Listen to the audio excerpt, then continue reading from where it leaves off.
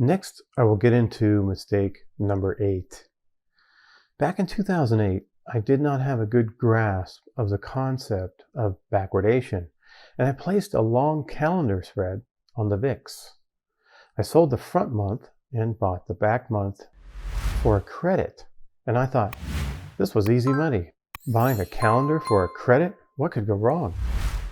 Well, when President Bush did not pass the TARP bill, the volatility took off and just spiked higher.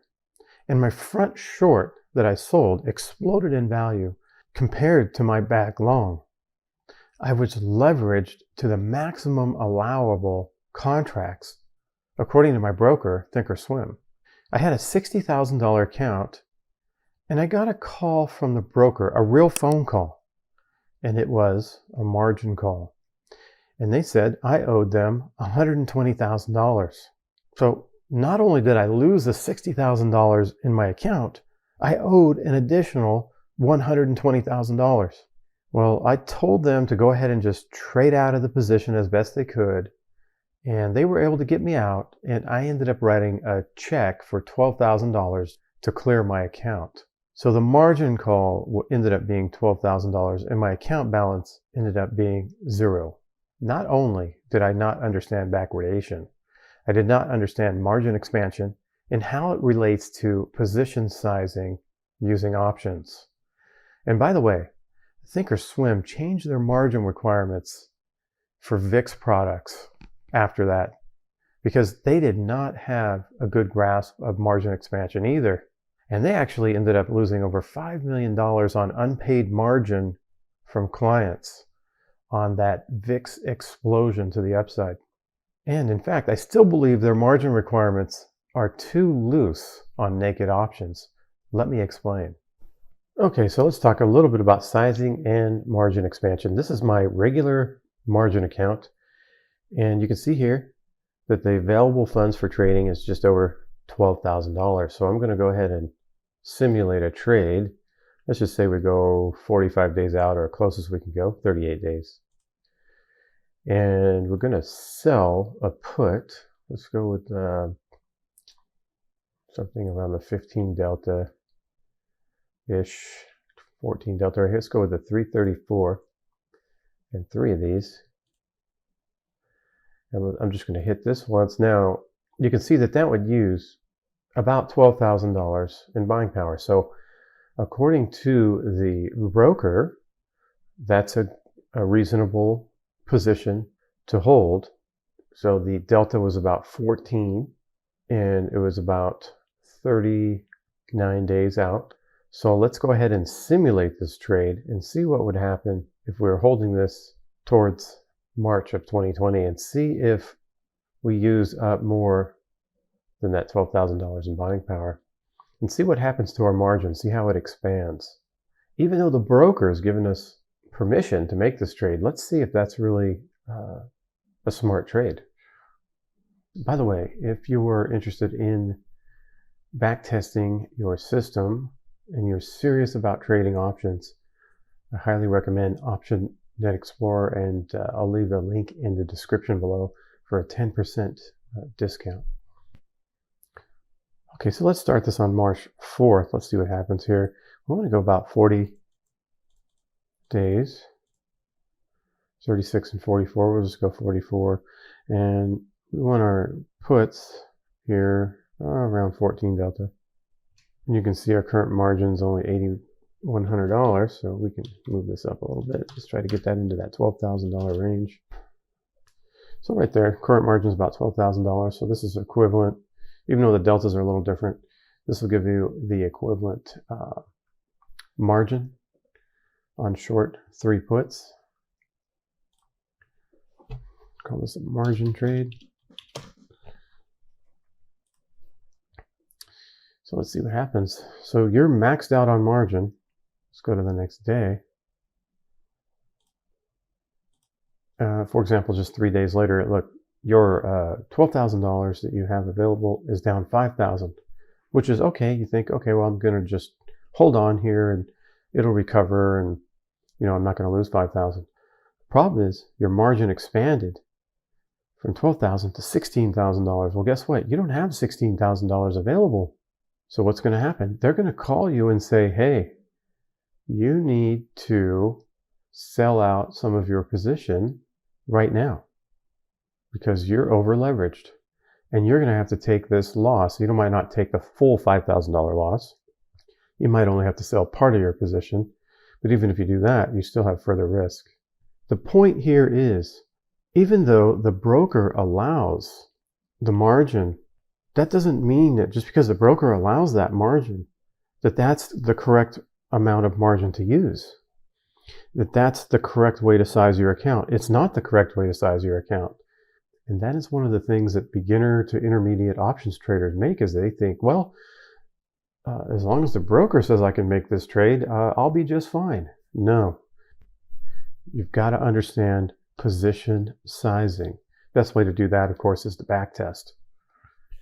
So mistake number 8 is not understanding and sizing positions properly. Next, I will get into mistake number 9. Have you ever bought something, for example, clothes, and the next day you get a 50% off discount coupon in the mail? You could have bought that same sweater for 50% less. Have you ever taken an online course and then later, after watching a YouTube video, you realize that the video just went over the same information you just paid for, and you could have gotten it for free? The key is to purchase products or information that you cannot get anywhere else.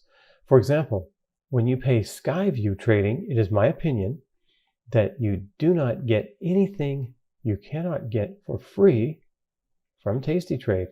And if you look at Anton Kreil's options course, again, I see nothing you cannot get from Tasty Trade for free.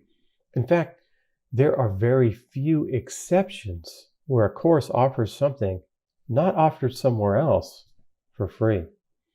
And the key word that explains this concept is the word proprietary. If you're not being offered something proprietary, then you can be sure it is available somewhere else for free. Almost everything when it comes to options trading is rehashed and taken from somewhere else, unless it is specifically stated as proprietary. I recommend that if you want to learn about options, study Tasty Trade, and then you will have the ability to compare other available information to Tasty Trade to see if it is proprietary.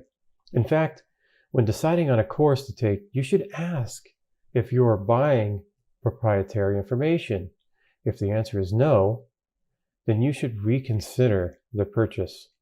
So mistake number 9 is purchasing an options course without verifying that it is proprietary information. Next is mistake number 10, and this mistake is also about how to evaluate a potential instructor or options course.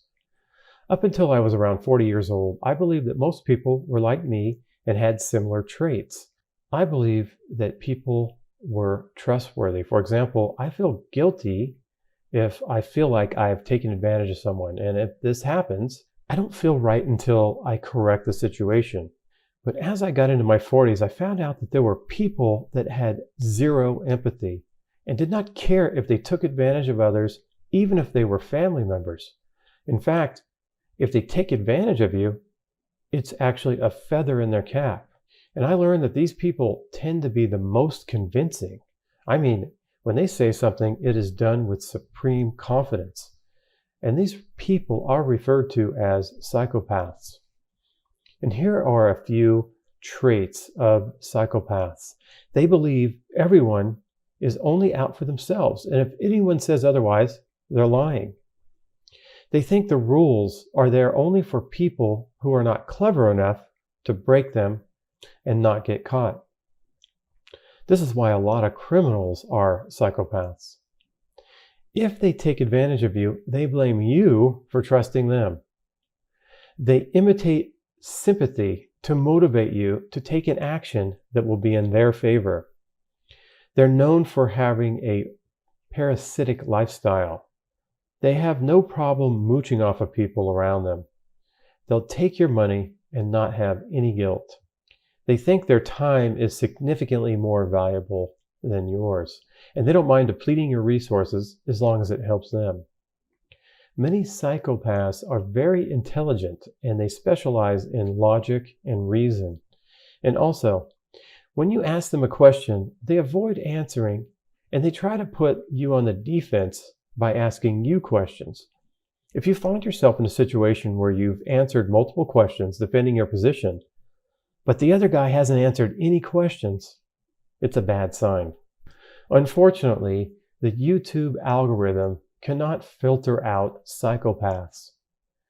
And when you see someone selling a course and making outrageous claims in order to separate you from your money, there's a good chance that that person is a psychopath. And I know you want to trust people and believe in what they're saying. I mean, I was like that for the first 40 years of my life. And I can tell you from experience that there are people out there specifically deceiving you without remorse. And I hope this video has helped you become more aware of this. Mistake number 10 is believing people that flat out lie and won't answer your questions. Always ask to see portfolio P&L, and if they skirt the question, there's a good chance that they lose money trading and that they're trying to deceive you. If you're interested on how to avoid the 14 mistakes that beginner to intermediate options traders make and how to avoid the 10 mistakes professional options traders make, you can sign up for my free course. There's a link in the description below, or you can sign up for my 5-step options trading success program. And that course also has a link in the description below.